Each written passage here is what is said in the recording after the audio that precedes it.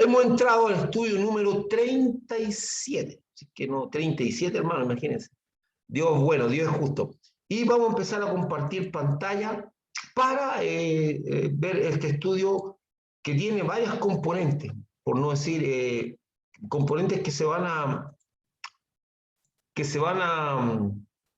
ir mezclando entre sí, porque de repente se van a repetir algunas cosas, pero de todas formas, estas situaciones que se van a ir dando, perdón, hermano, no se me vaya a descargar ya. Estas situaciones que se van dando van a ayudarnos a comprender mejor las cosas. Entonces, como siempre, Ministerio de Bethesda, una vez más yo doy las gracias a Dios y a ustedes por la oportunidad que nos dan, o me dan a través de la bendición de la ofrenda y diezmo, que el ministerio sea fortalecido y que uno pueda dedicar bastante tiempo a esto. El Evangelio de Marcos 37. Bueno, voy a saltarme esto porque ya usted lo sabe, quién es el autor y los periodos que abarca y cuándo fue escrito, porque el tema es largo. Marcos 9, 14 al 29. Cuando llegó a donde estaban los discípulos, vio una gran multitud alrededor de ellos y escribas que disputaban con ellos. Quiero que preste atención porque aún así la gente lee y no ve.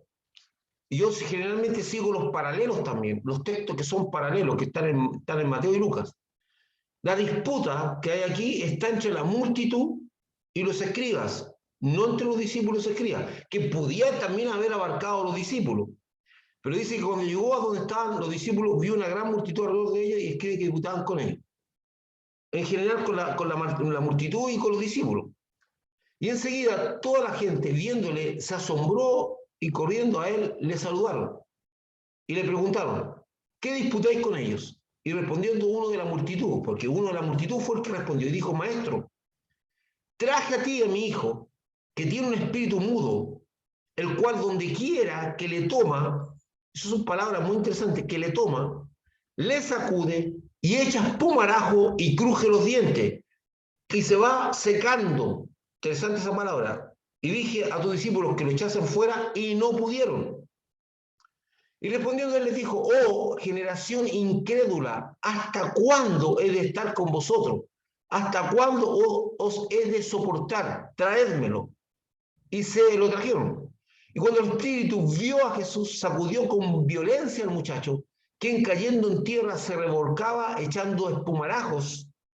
Jesús le preguntó al padre, ¿cuánto tiempo hace que le sucede esto? Y le dijo, desde niño. Y muchas veces le echan el fuego y en el agua para matarle. Pero si puedes hacer algo, ten misericordia de vosotros y ayúdanos. Fíjese la forma en que le dice a Jesús, si puedes hacer algo. Porque ya tiene la experiencia de los discípulos que no pudieron. Jesús le dijo, si puedes creer, al que cree todo le es posible. E inmediatamente el padre del muchacho clamó, escucha esto, dice que clamó y dijo, creo, y ayuda mi incredulidad. Y cuando Jesús vio que la multitud se agolpaba, reprendió al espíritu inmundo diciéndole, espíritu mudo y sordo, yo te mando, sal de él y no entres más en él. Entonces el espíritu clamando y sacudiéndole con violencia, salió y él quedó como muerto, de modo que muchos decían, está muerto. Pero Jesús tomándole de la mano, le enderezó. Fíjese en este texto, dice que le enderezó, pero no dice que él lo levantó. Todos esos detalles súper importantes. Y se levantó, él se levantó solo. Cuando él entró en casa, su discípulo le preguntó a una parte, ¿por qué nosotros no pudimos echarle fuera? Y les dijo, este género con nada puede salir, sino con oración y ayuno. Vamos entonces. En este relato, una vez más, tenemos el conflicto espiritual, que los demonios, que son espíritus inmundos, actuando en la dimensión humana. Estos son espíritus inmundos que actúan en la dimensión humana. Algo que usted debe entender. Estos espíritus son espíritus incorpóreos, que al ser, es decir, que no tienen cuerpo. Ahora, el cuerpo Pablo, de una manera brillante, aclara esto y dice que uno son el cuerpo de los seres celestiales, uno el cuerpo terrenal, uno es el cuerpo humano, uno es el cuerpo animal. O sea, dice que existen distintos cuerpos. De hecho, por lo que entendemos y leemos en la Escritura, los ángeles tienen la capacidad de asumir distintas formas corporales, entre ellas la del ser humano. De hecho, en el encuentro de Abraham con los ángeles que van camino a Roma, ellos se sientan a comer, a conversar, y son ángeles con forma humana.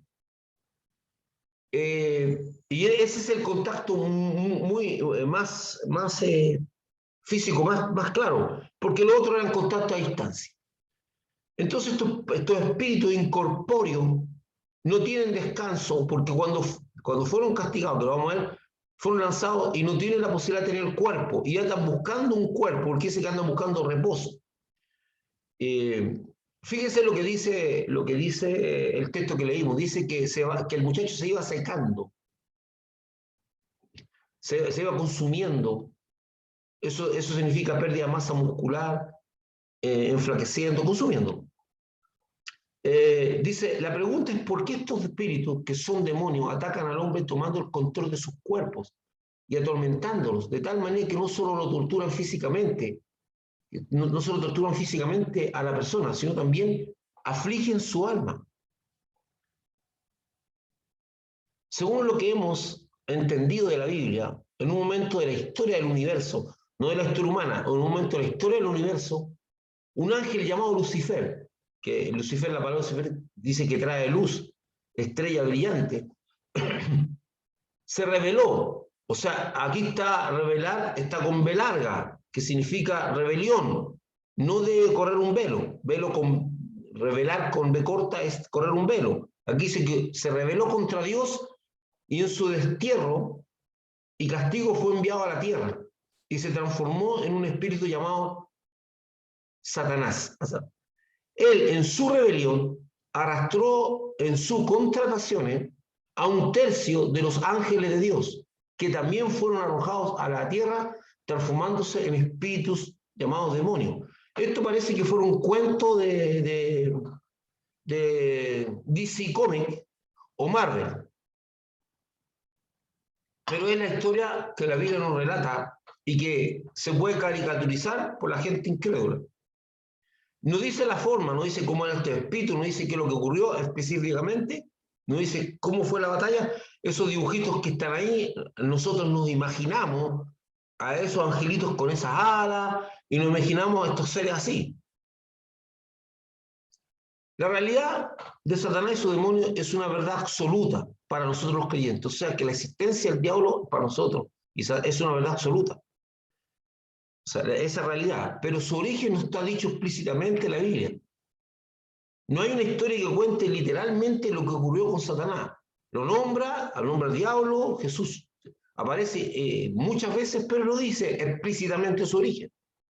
Sin embargo, los siguientes textos nos dan una luz de claridad suficiente para entender el origen celestial de estos seres. Isaías 14, 12 al 15 dice, ¿cómo caíste del cielo, oh lucero? Bueno, aquí está hablándole a un rey, pero en el transcurso de la descripción del rey aparece esta descripción que no corresponde a ningún ser humano, que no corresponde a nada humano. Dice, tú que decías en tu corazón, subiré al cielo y en lo alto, junto a las estrellas de Dios, levantaré mi trono y en el monte del testimonio me sentaré a los lados del norte. Sobre las alturas de las nubes subiré y seré semejante al Altísimo. Mas tú, derribado eres hasta el Seol, a los lados del abismo.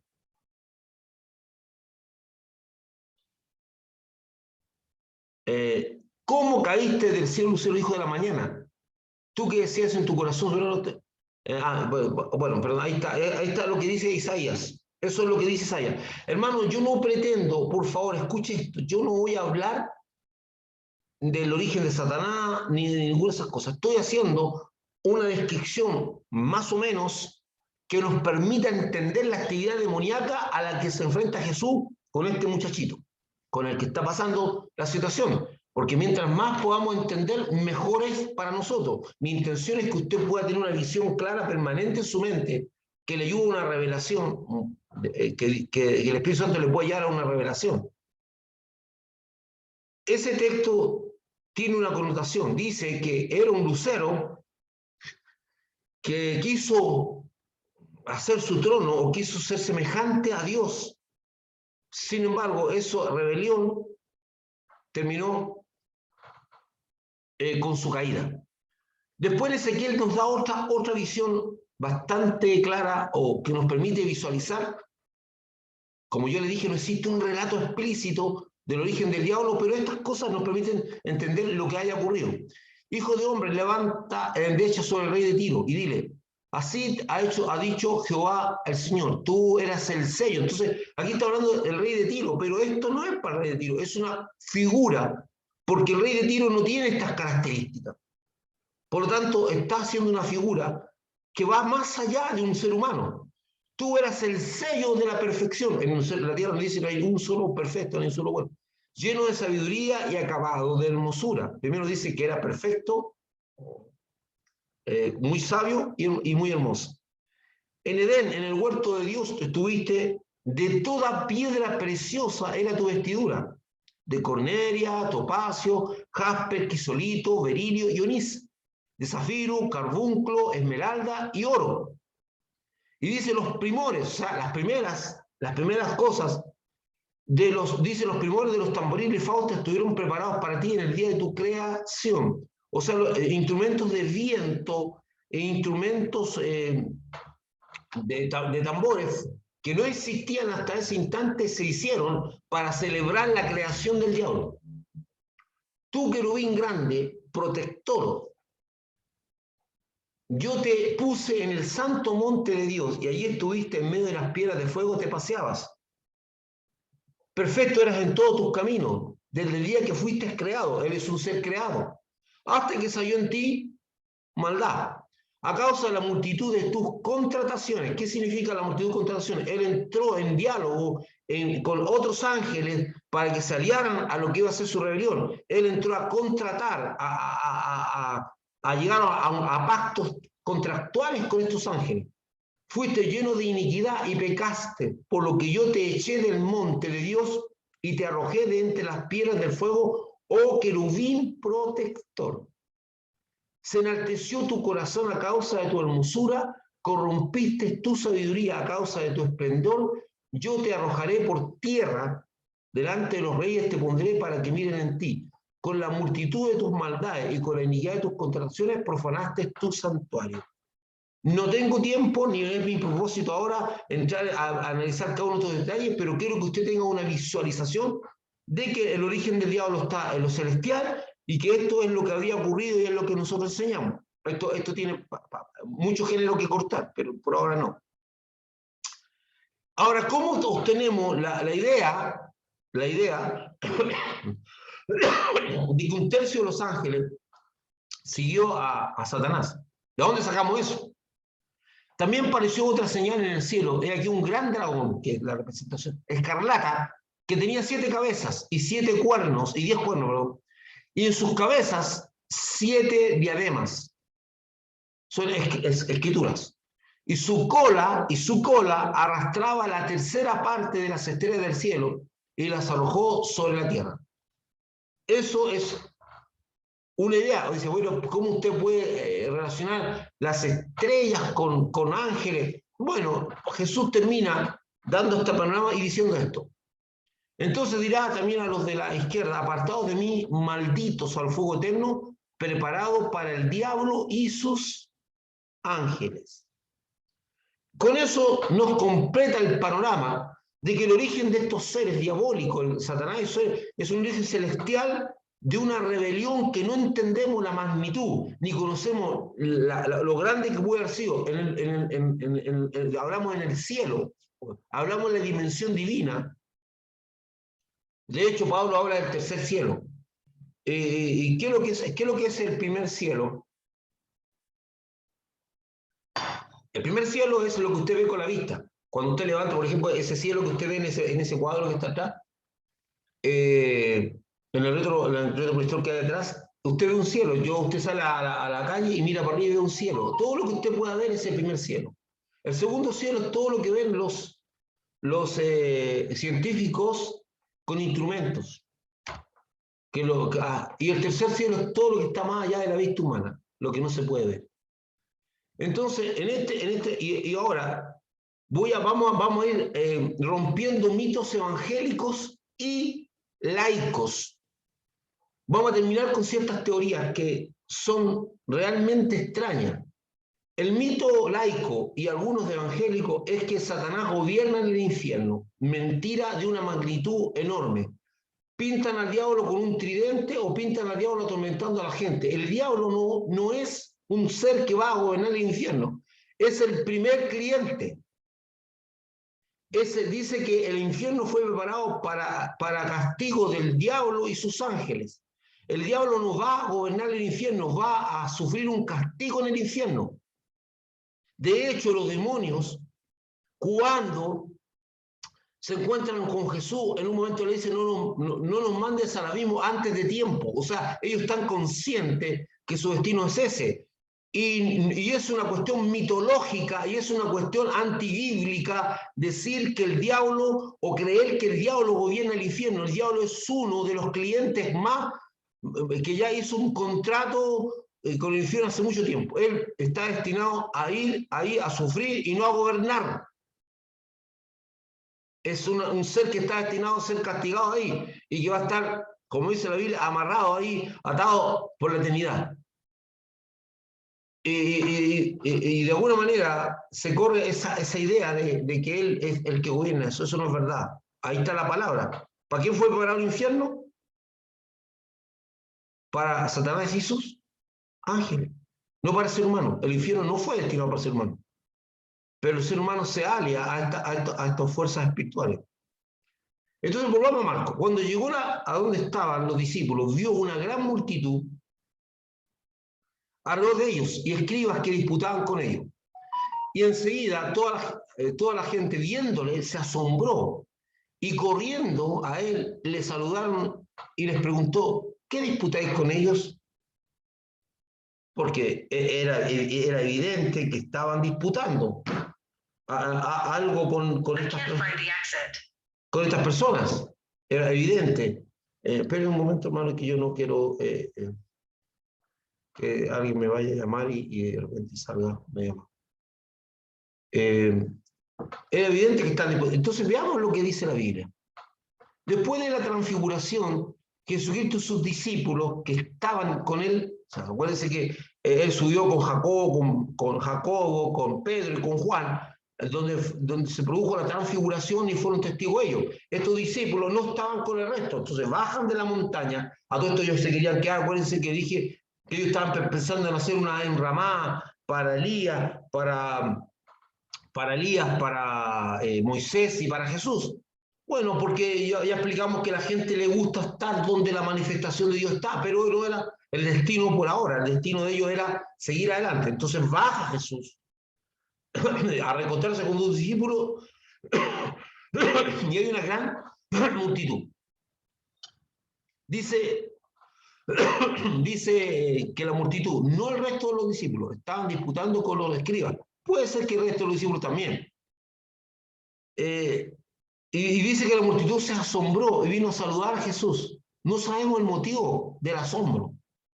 Tal vez porque no lo esperaban. O también porque la sola presencia de Jesucristo causaba asombro.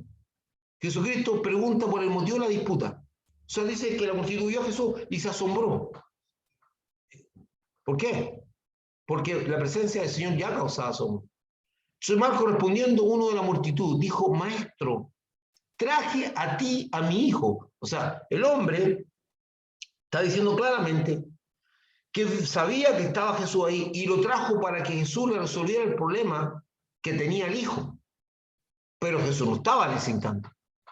Dice, Maestro, traje a ti mi hijo, que tiene un espíritu mudo, el cual donde quiera que le toma, le sacude y echa espumarajos y cruje los dientes y se va secando. dije a tus discípulos que lo echasen fuera y no pudieron. El hombre salió a bucete. Estás acusando a los discípulos de ineficacia, ¿verdad? Bueno, y respondiendo, él les dijo, oh generación incrédula, ¿hasta cuándo he de estar con vosotros? ¿Hasta cuándo os he de soportar? Traédmelo. Quiero detenerme un pequeño momento acá. Dice, oh generación incrédula. No dice, oh discípulos incrédulos. Dice, generación incrédula. El espíritu de incredulidad es un gran estorbo a la manifestación del poder de Dios.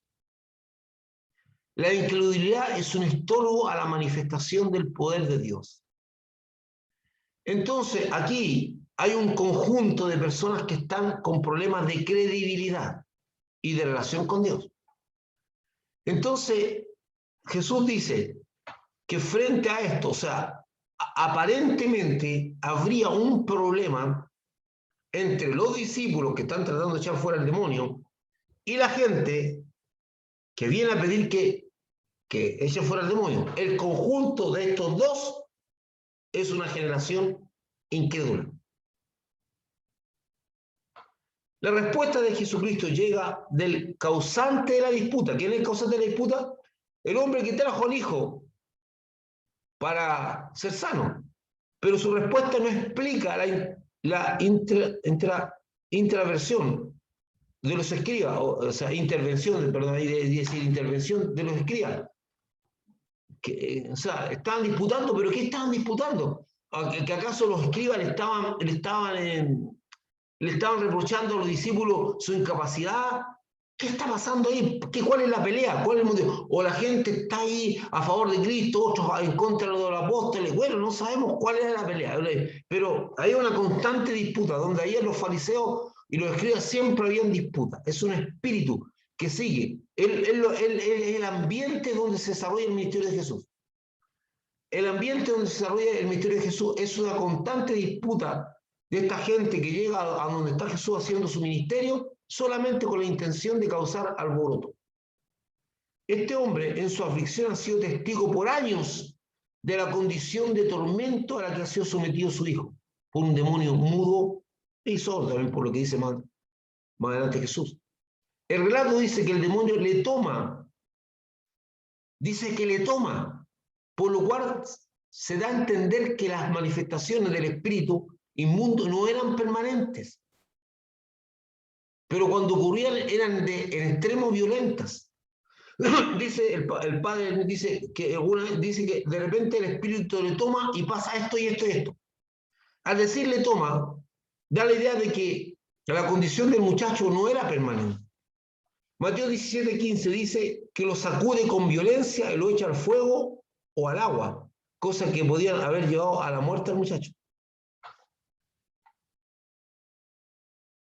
Las manifestaciones que describen los evangelios son sacudones, espuma por la boca, crujen los dientes y se va secando. Ir secando es pérdida permanente de masa muscular. Estos síntomas son muy coincidentes con enfermedades cerebrales, como la epilepsia. Por eso la medicina, que es una disciplina científica que tiene como base el método científico, no considera algún origen espiritual de estos síntomas. Vamos acá. El método científico consiste en que la ciencia trabaja con cosas que son reproducibles y que ejercen el mismo efecto. Como por ejemplo la ley de gravedad, que dice que un objeto cae, entonces yo tengo que reproducir en las mismas condiciones un fenómeno. Entonces yo puedo tener leyes a partir de eso. El método científico trabaja con eso, con la capacidad que tiene de reproducir los fenómenos y poder estudiarlos. Entonces, aquí tenemos el primer problema. Los síntomas que presenta el muchacho son muy semejantes a lo que la Biblia llama, lo que la medicina conoce como epilepsia. La medicina es una actividad humana creada por Dios. Ustedes, los creyentes, tienen que tener muy claro eso. todas, absolutamente todas las actividades que hay en la tierra son producto y producidas por Dios. No hay una cosa que haya creado el diablo. Déjense algunos de estar diciendo que el diablo es un ser creador. El diablo no crea nada. El diablo lo único que hace es distorsionar lo que creó Dios. Es robarle a Dios. Entonces nosotros, que esto es del diablo, que el piano es del diablo, que esto es del diablo, que la guitarra es del diablo. Nada de eso es del diablo, que todo es de Dios. Que el diablo se lo robe es otra cosa. La mecánica, que es lo que conoce mi hermano, fue una actividad que estaba en la mente de Dios y que la creó Dios. Las distintas profesiones, las artes y todo eso ya estaban en la mente de Dios y sabía que un hombre algún día iba a usar. Los deportes, todos los deportes son parte de la creación de Dios. Todas las cosas son de Dios. No hay nada que le pertenezca a Dios. Entonces, cuando los creyentes hablan mal de la medicina, e independiente que hayan médicos malos, porque en todas las profesiones hay gente que es, no sé si mala, no sé si la palabra mala calza, pero son personas muchas veces con falta de ética profesional, que lo único que buscan es lucrar y que no se preocupan realmente por la gente. Más allá de eso, la medicina es una disciplina creada por Dios, por lo cual debe ser considerada con respeto y agradecimiento a estas personas que la hacen. Pero lamentablemente, la mayoría de las personas que practican la medicina tienden a ridiculizar las explicaciones que hay de que hay algunas enfermedades tienen un origen espiritual. Tienen que algunas enfermedades que hay algunas enfermedades que tienen un origen espiritual. Ellos ridiculizan eso.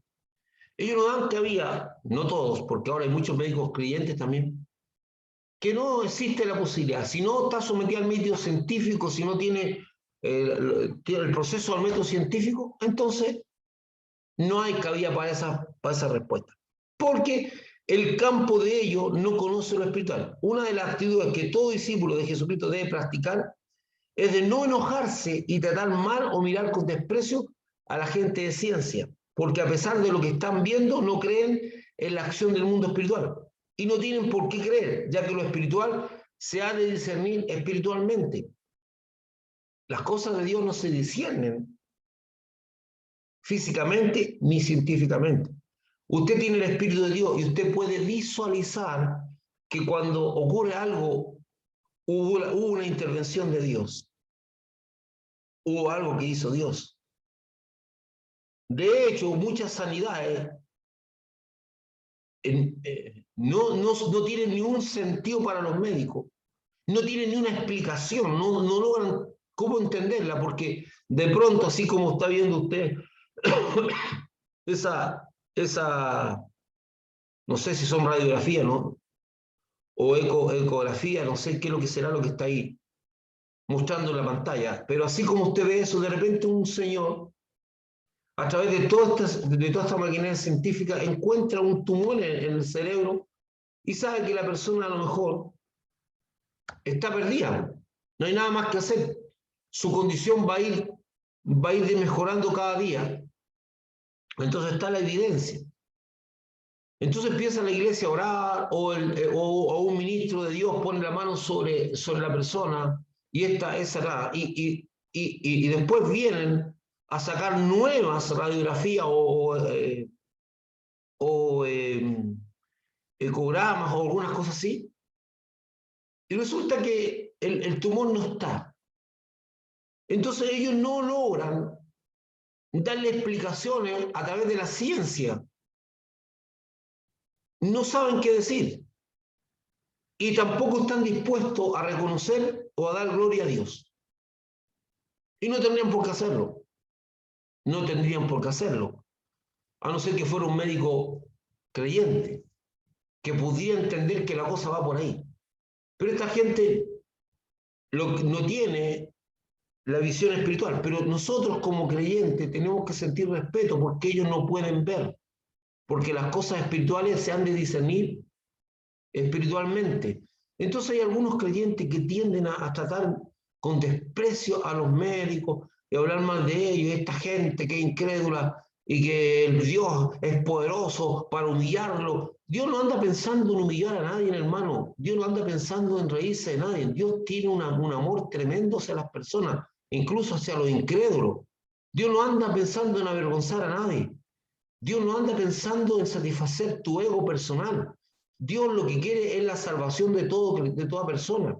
Dios ama a toda persona y quiere rescatarla. Y dice que Dios ama a sus hijos perdidos. Y tú debías, y nosotros todos debiéramos amarlos como lo ama Dios. Entonces esto no es una disputa de egos. No, es que va a llegar el momento y Dios va a hacer que descienda fuego del cielo y va a consumir a todos estos movimientos LGTB, a estos movimientos de izquierda o esto. No, hermano, no es el pensamiento de Dios. Dios no está pensando en eso. Dios ama a todas las personas. Si usted tiene problemas con amar a la gente, es un problema que usted tiene que resolver. Pero lo que nos enseña Dios es amar. Ahora, que nosotros no estemos de acuerdo o que nosotros tengamos que denunciar ciertas cosas, las tenemos que hacer. Ya sea de izquierda a derecha o ya sea moral o inmoral. O sea, nosotros tenemos que decir las cosas como son. Pero no sentir, es que estos científicos, incrédulos, siempre andan buscando la oportunidad para desacreditar a Dios. Probablemente, pero nosotros no fuimos llamados a actuar de la misma manera. Entonces, por eso, en un momento dado, en esta ira que tiene los Boanerges, los hijos, dice, el Señor quiere que pidamos fuego del cielo, oremos para que sienta fuego del cielo y los consuma. Entonces Jesús le dice, ustedes no saben a qué espíritu pertenecen, porque no es el propósito de Dios perder a la gente. Entonces, hermano, nosotros no podemos ser gente ofendible fácilmente. No debemos ser. Por eso, la Biblia dice que debemos estar muertos. Y si usted pesca un muerto y lo pone en el piso y lo patea, el muerto no se va a quejar. Si lo pincha con una aguja, no se va a quejar. Si le dice garabato y lo insulta, el muerto no le va a responder, el muerto no se ofende. Entonces, cuando la Biblia dice que debemos morir, está hablando de eso. De eso. Porque cuando no morimos a nosotros mismos, empiezan a haber conflictos interiores de sentir como menoscabo hacia la gente. Estas personas no tienen por qué entender lo espiritual, porque no nacieron de nuevo y no tienen la capacidad de discernir. Los creyentes siempre debemos considerar que antes de llegar a la conclusión de la influencia demoníaca, debemos estar seguros, debemos estar completamente seguros que la medicina no tiene respuesta a la condición existente. ¿Y por qué digo esto? Porque hay gente creyente que se atreven a decir a la persona que no acuda al médico. Usted tiene que confiar en Dios. Le voy a repetir una vez más. La medicina la creó Dios. Ahora, que ellos sean la solución a sus problemas, no necesariamente. Probablemente muchas veces no lo van a hacer. Porque a pesar de su vanidad, muchas veces vanidoso, a pesar de su falta de humildad, no lo saben todo. No tienen toda la respuesta. Y usted puede ver ahora cómo cuán desesperado está todo el mundo con esta variante Delta, que no saben cómo controlarse, les escapa de las manos. Y a lo mejor después de muchos años van a llegar a una respuesta y no saben. Lo mismo pasó con el SIDA, que ahora lo tienen relativamente controlado, pero hubo un tiempo en que no hallaban qué hacer con eso, de toda la alarma, todas las cosas que ocurrían, la gente loca, pero de una dimensión grande, que no querían ni que una persona que tuviera SIDA se acercara a ellos, y la gente hacía discriminación, y era una locura. Y la ciencia no tenía respuesta, y las organizaciones mundiales, y hubo cuánto artista de Hollywood no donó millones de dólares para que se investigara el asunto, y ¿por qué no se tiene respuesta a todo? Entonces, los creyentes no debemos estar dando consejos que no vienen de Dios. Dios sabe cuándo actuar y cómo actuar. Dios sabe cómo actuar. Entonces no le puede estar diciendo a una persona, no vaya médico, todo lo contrario. El médico tiene que certificar el milagro. ¿Y cómo lo certifica? Aquí está la radiografía, o aquí está el diagnóstico anterior, y aquí está lo que está pasando ahora, en esta situación en que nadie intervino, en que esta persona estaba condenada a morir y sin embargo se ha salvado. Eso es un milagro certificado, que nadie puede discutir, que nadie puede... Ahora, explicar, difícil que se pueda explicar. Nosotros los creyentes tenemos la explicación. Dios actuó. Entonces, frente a la incapacidad de la medicina de dar respuesta efectiva a una persona que sufre con alguna enfermedad, Dios tiene la respuesta de sanidad frente a una enfermedad o tiene la respuesta de liberación frente a una actividad demoníaca. O puede liberarla o puede sanarla, depende de lo que tenga. Alguien dice, pero pastor, esta persona está enferma de epilepsia y no tenía un demonio. Bien, Dios la sanó. No, esta persona no tenía epilepsia porque todos los exámenes, pero tenía una conducta como epiléptica. Dios la liberó. O sea, independiente si está enfermo o está espiritualmente atacado, Dios actúa, ya sea para sanar o para liberar. Es Dios. Dios siempre tendrá respuesta. Cuando la respuesta de la medicina o de la ciencia ya no haya. Y se le trajeron y cuando el Espíritu vio a Jesús sacudió con violencia al muchacho, quien cayendo en tierra se revolcaba, echando espumarajos. Jesús preguntó al Padre, ¿cuánto tiempo? Es pregunta súper importante. ¿Cuánto tiempo hace que le sucede esto? Y él dijo, desde niño.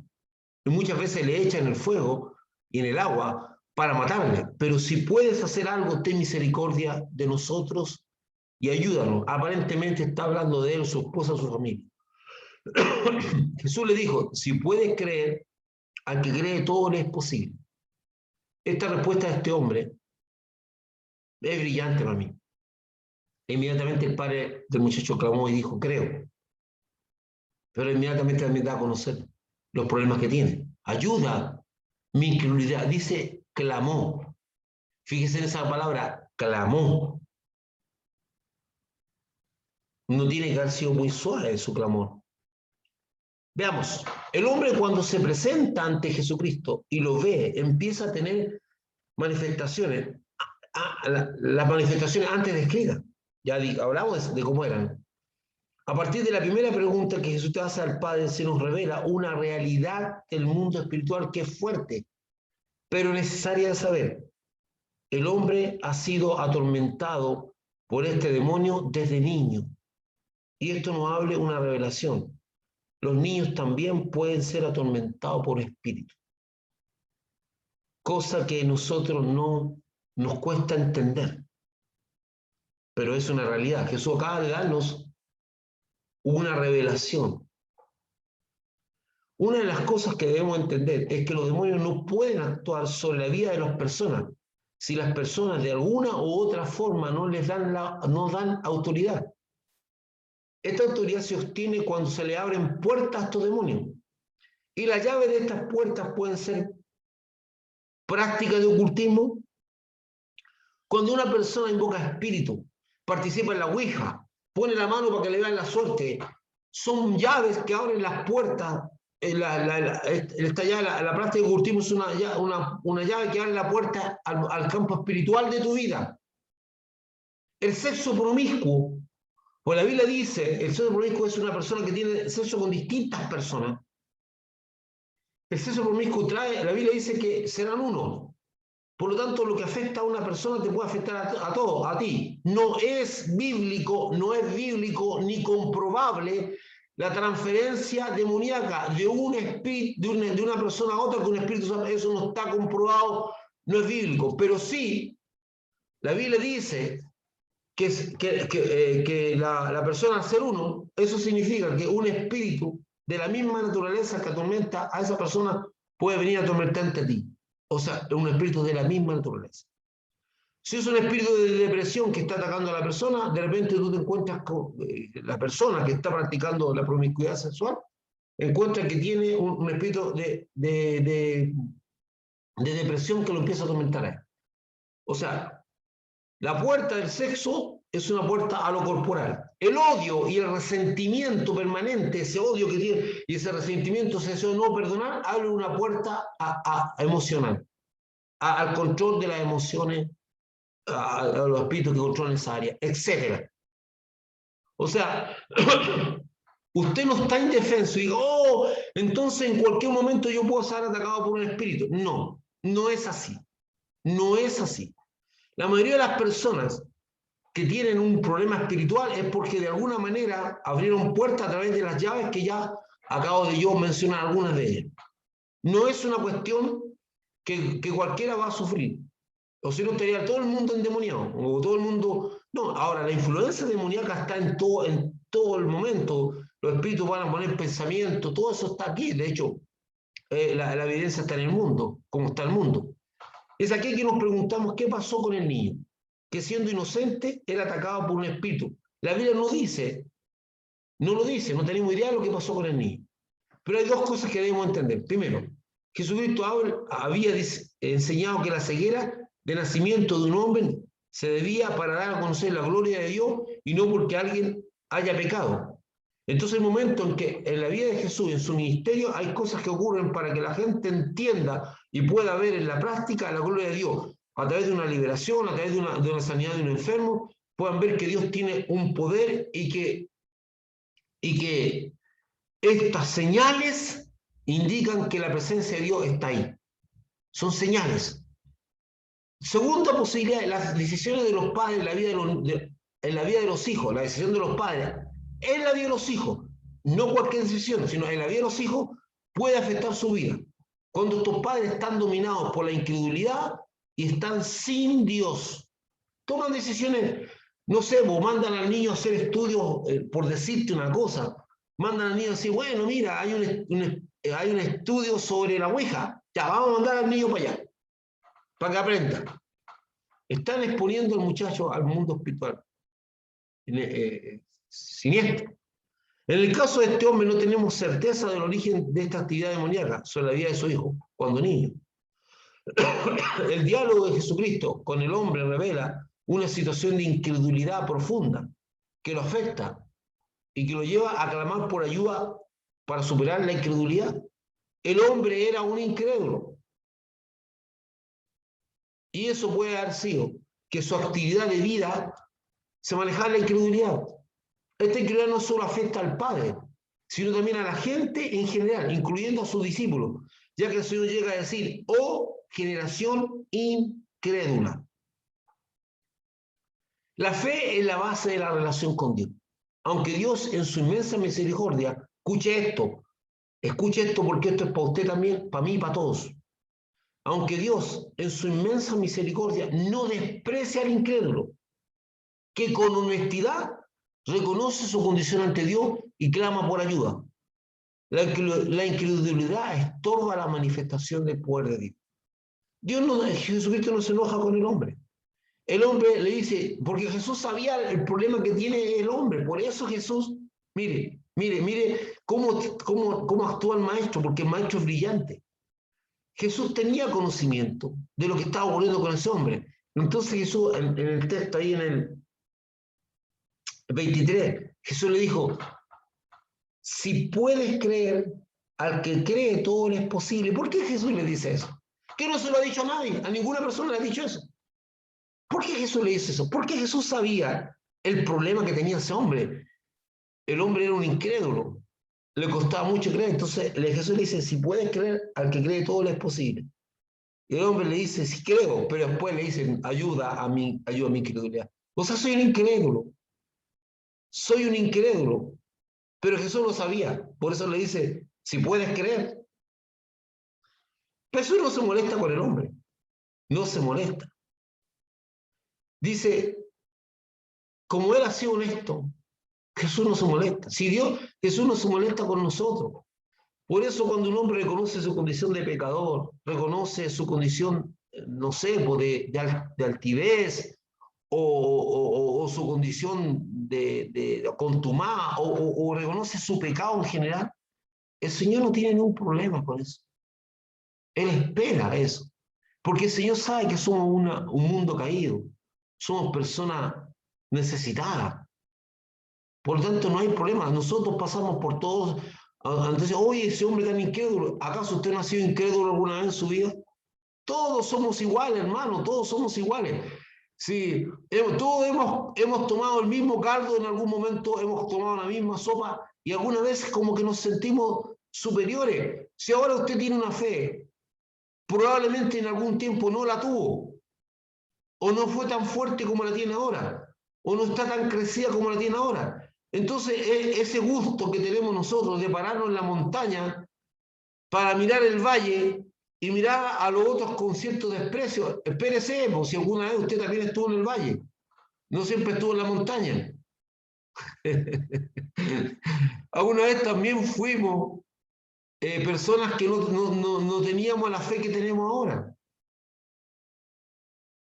Eso lo tiene que... Y ahí la única manera de mirar las cosas diferentes es con algo que se llama humildad. Y la última parte dice, y Jesús vio que la multitud se agolpaba, reprendió al espíritu inmundo, diciéndole al espíritu mudo y sordo, yo te mando, sal de él, y no entres más en él. Entonces el espíritu, clamando y sacudiendo con violencia, salió, y él quedó como muerto, de modo que muchos decían, está muerto. Pero Jesús, tomándole de la mano, le enderezó y se levantó. Cuando él entró en casa, sus discípulos le preguntaron aparte, ¿por qué nosotros no pudimos echarle fuera? Le dijo, este género con nada puede salir, sino con oración y ayuda. Normalmente Jesucristo pide a las personas que no difundan su sanidad y milagro, pero esta vez lo hace delante de toda la multitud. Entonces Jesús dice, anda y no le cuente a nadie, no le diga a nadie, porque Jesús maneja los tiempos, hermano. Sabe en qué momento hacer algo, y eso es lo que debemos aprender nosotros.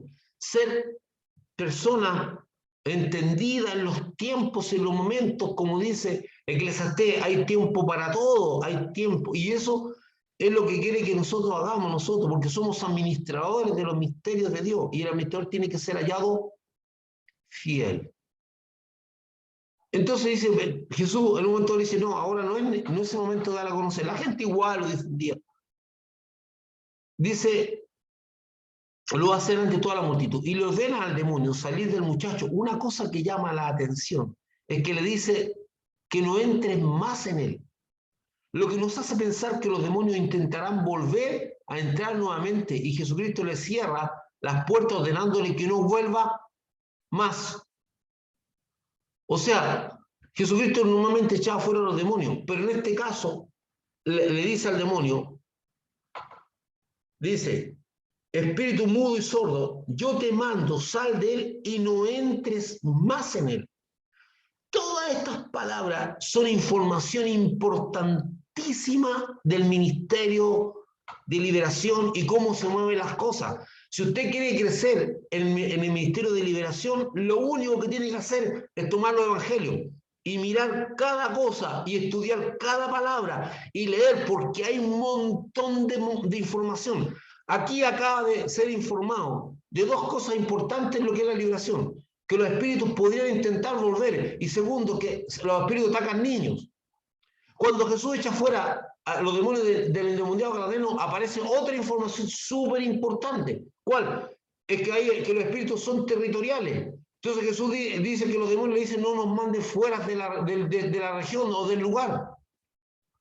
Entonces cada vez que usted analiza una liberación del evangelio, usted no necesita ningún manual especial carismático para usted. Lo que usted necesita es la palabra de Dios. Lo que usted necesita es estudiar los evangelios y ver cómo Jesús se maneja en cada liberación, y usted va a sacar así un compendio de información que le va a ser muy útil para entender. Jesús llama a hombre fuerte, a los espíritus, y hay cómo saquear su casa, hay que atarlo, una serie de cosas que Jesús habla, y que son un verdadero compendio. Usted no tiene que ir a libros medio extraños de personas, no, usted tiene que ir a la Biblia, y de ahí va a tener todo. Entonces Jesús dice que le ordenó a este espíritu no volver a entrar. ¿Por qué hará así? Porque probablemente el espíritu iba a volver.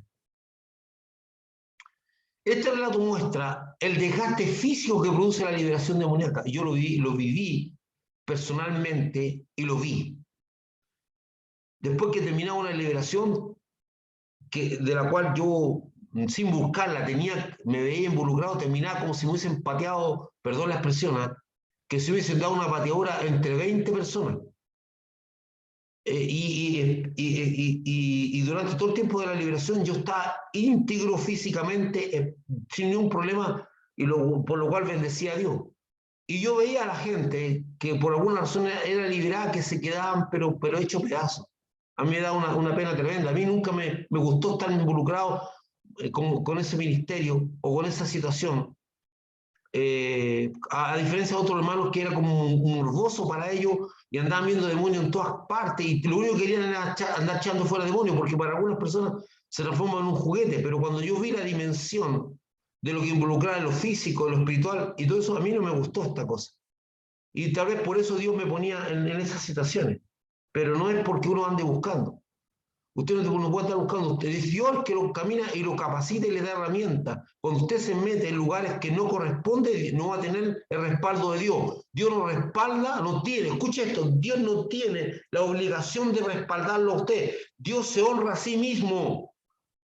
No lo honra a usted. Cuando Dios lo usa, no usa a nosotros en alguna actividad, Él se está honrando a sí mismo. No nos está honrando a nosotros. Nos está permitiendo ser parte de la labor, pero no los honra. Ahora, Dios honra a los que le honran, eso es verdad.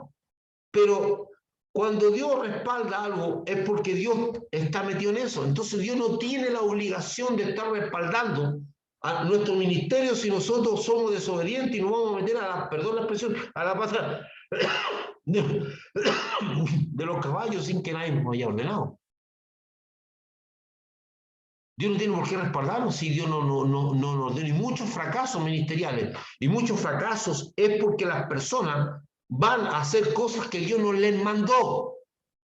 Porque al manifestarse los dones o al hacer dar el ministerio, ellos creen que son dueños del ministerio y que pueden hacer con el ministerio lo que creen. No, mi hermano, usted no es dueño del ministerio. El ministerio se lo dio Jesús y el que da las órdenes es Cristo.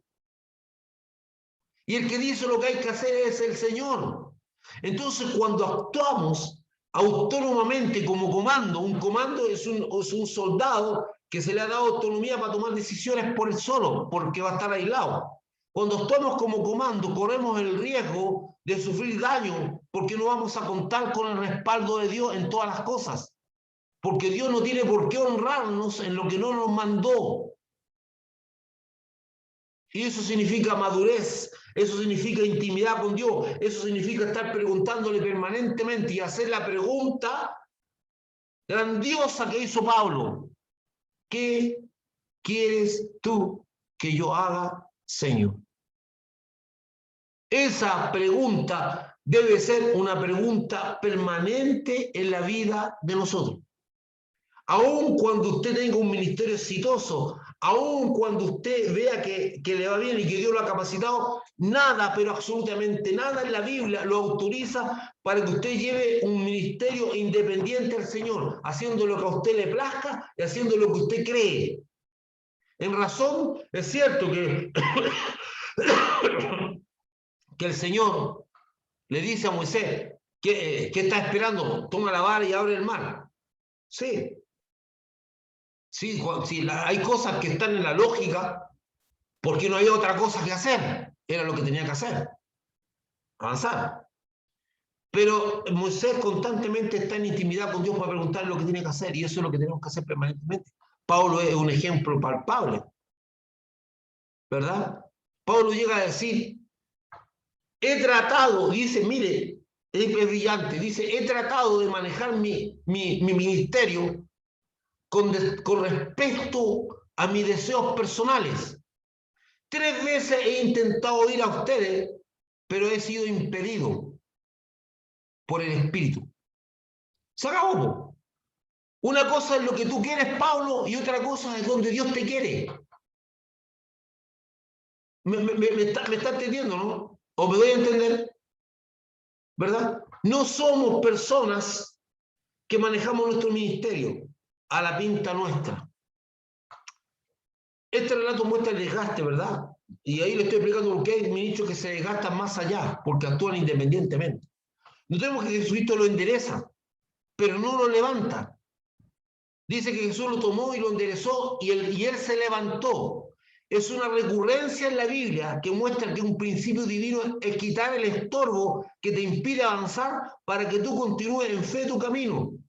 Jesús, escucha esto, Dios tenía el poder y tenía el poder para sacar al pueblo de judío, al pueblo israelita de Egipto, y tenía el poder para introducirlo a tierra Canaán, pero no fue así. Dios sacó con su poder al pueblo de Egipto y le ordenó que ellos debían conquistar. Levántate, toma tu lecho y ándate. O sea, Dios quita el estorbo y te ordena seguir caminando. Pero hay creyentes que o que son flojos por naturaleza o usan la fe mal, que quieren que todo lo haga Dios. No, señores, esto no es así. Dios quiere que tú crezcas y aprendas en el caminar como creyente. La única manera que tú vas a aprender a ser paciente es enfrentar la impaciencia. La única manera que tú vas a aprender a ser bondadoso es enfrentando el egoísmo. En la vida, la única manera de aprender es enfrentar los desafíos de la vida. Y Dios no quiere que tú los evites. Quiere que los enfrentes a través de las herramientas y recursos que te da Él, porque esas cosas te van a permitir crecer como persona. Porque una vez más lo digo, el propósito de Dios no es hacerte la vida fácil. El propósito de Dios es hacer que el carácter de Cristo se forme en ti. Ese es el propósito de Dios, porque eso, el carácter, es lo que te vas a llevar a la otra vida. Nada, ni tu ministerio, ni tu dinero, ni tus recursos, ni tus habilidades, ni tus dones van a servir. No sirven, se quedan acá. Son para esta tierra, no para allá. Entre los discípulos existe un gran desconcierto. Después de tener grandes éxitos, cuando son enviados de dos en dos, claro, tuvieron éxito, echaron fuera demonios, llegaron pero eufóricos. Ahora no pueden expulsar el espíritu que ataca al Hijo del Hombre, que pidió ayuda a Jesucristo y que acusa a los discípulos de incapacidad. Y estos preguntan a Jesucristo, ¿por qué no pudieron echar fuera el demonio? Ellos habían sido exitosos, fueron de dos en dos veces, con 12 y con 70. Volvieron eufóricos, viendo que habían echado demonios, y ahora no pueden echar fuera un demonio. En Mateo 17:20, Jesucristo le dice por su poca fe, porque acá en Marcos no habla de su poca fe, pero en Mateo dice por su poca fe. Y le dice que si tuviera fe como un grano de mostaza, cosa que no voy a hablar ahora, pero voy a dar un pequeño pincelazo. ¿Qué es lo que es más chico? ¿Un grano de arena o un grano de mostaza? Definitivamente un grano de arena. Entonces, ¿por qué Jesús no dice si tuviera fe como un grano de arena? ¿Y por qué dice como un grano de mostaza? Porque el grano de mostaza es un elemento vivo que crece, que usted lo siembra y crece. Entonces, Jesús no le está diciendo que tienen que tener una fe grande. Lo que le está diciendo es, si tuvieran fe con la potencia de crecimiento de un grano de mostaza, estarían al otro lado. O sea, al compararlo con un grano de mostaza, significa que nuestra fe es creciente, que se incrementa de día en día y que día en día nosotros vamos fortaleciendo nuestra fe. Porque el grano de mostaza dice que, el mismo Jesús dice, que es tan pequeña, pero que termina transformándose en un gran árbol. Y eso es un proceso. Los creyentes odian los procesos. No todos. La mayoría de los creyentes no les gustan los procesos. Ellos son del café instantáneo. Ellos son de lo que hay ahora en el mundo. Toda la gente quiere todo instantáneo. No. Dios no es siempre un Dios de instantáneo. Hay momentos en que Dios actúa en forma inmediata, pero hay momentos, pero la mayoría de las veces Dios trabaja en nuestra vida con procesos. Por eso Jesús compara la fe con un grano de mostaza, porque el grano de mostaza es un elemento creciente, que es muy pequeñito, pero que día a día va creciendo. Entonces eso es la esperanza tuya. Hoy dice, pero yo tengo poca fe, pero tienes el potencial del grano de mostaza, que tu fe va creciendo con las experiencias que tienes con Dios. Por eso nosotros tenemos que tener experiencias con el Señor, para que nuestra fe crezca. Cada vez que Jesús hace algo en tu vida, cada vez que tú reconoces y eres honesto en decir, esto que estoy viviendo lo hizo Dios, entonces tu fe va a crecer. Dios no es Dios del Nescafé. Aunque no te guste, va a tener que usar la cafetera, echar el cafecito ahí, ponerla a hervir y esperar que se haga. No es del café instantáneo. Entonces, y por eso yo amo al Señor tanto, porque los procesos de Dios están destinados a que tú los disfrutes. Los sufras también y los disfrutes. Que tú con tus ojos puedas ver lo grande que es Dios. Con tus ojos tú puedas mirar para atrás. Y es lo que me gusta mucho con lo que dice el pastor Rick. El pastor Rick dice, cada vez que él va a un bautismo, se emociona.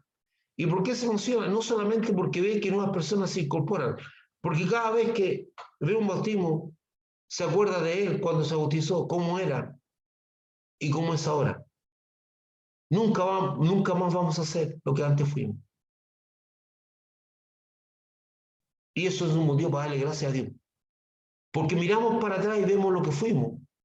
Y algunas veces vemos nuestras inmadureces espirituales. Vemos los primeros caminos y cómo éramos entusiastas pero torpes. ¿Cuántas veces dijimos cosas que no teníamos que haber dicho? ¿Cuántas veces hicimos cosas que no debíamos haber dicho? Y en el nombre de Dios. ¿Cuántas veces tomamos decisiones que no teníamos que haber tomado? Y miramos para atrás y vemos que hemos crecido, que ya no somos los mismos. Porque los procesos de Dios están marcando nuestras vidas. Gracias a Dios por eso, ¿verdad? Alguien que diga amén. Gracias, Señor, por eso. Gracias a Dios por eso, ¿verdad? Porque Él nos permite mirar que hemos crecido, que no somos los mismos y que hay mucho motivo para agradecerle. Muchísimos motivos. Entonces, y dice en Mateo, Jesucristo le dice que por su poca fe, ¿verdad? Lo que nos lleva a que existen géneros de demonios, porque a todo esto Jesús dice que estos tipos de demonios no salen sino, el Mateo dice que este género de demonios no sale sino con oración y ayuno. Y aquí Jesús, por eso digo, usted tiene para hacer un manual de liberación. Aquí Jesús nos da algo que no sabíamos. Lo que nos lleva a que existen géneros de demonios, tipos de demonios con cualidades particulares. Y Jesucristo dice, existe un tipo de demonio que se resiste a salir y que se requiere una fe fortalecida por la oración y ayuno. Esto nos enseña que la profundidad de nuestra relación con Dios es muy importante al momento de enfrentar el mundo espiritual. Jesús te está diciendo que hay demonios tercos y porfiados, que de alguna manera tienen una resistencia espiritual fuerte. Y Jesús dice, como Jesús vive en la presencia de Dios, en permanente oración y ayuno, Él ya está preparado, y además porque es Dios y porque es Jesucristo, para echar fuera demonios. Entonces Jesús te da una información importantísima. Hay géneros de demonios o tipos de demonios que son resistentes a ser expulsados y que para eso se requiere oración y ayuno. Conocemos muy poco de la oscuridad y las tinieblas, porque los creyentes no quieren saber del tema. A las personas no les gusta hablar de liberación, no les gusta hablar de demonios, así como no les gusta hablar de la muerte. No quieren tocar el tema. El tema es desagradable. El tema causa miedo en algunas personas. El tema asusta. La regla básica para enfrentar el tema del mundo espiritual de las tinieblas y salir bien parado y no salir dañado es la importancia que le demos al tema es la misma que le dio Jesucristo, ni más ni menos.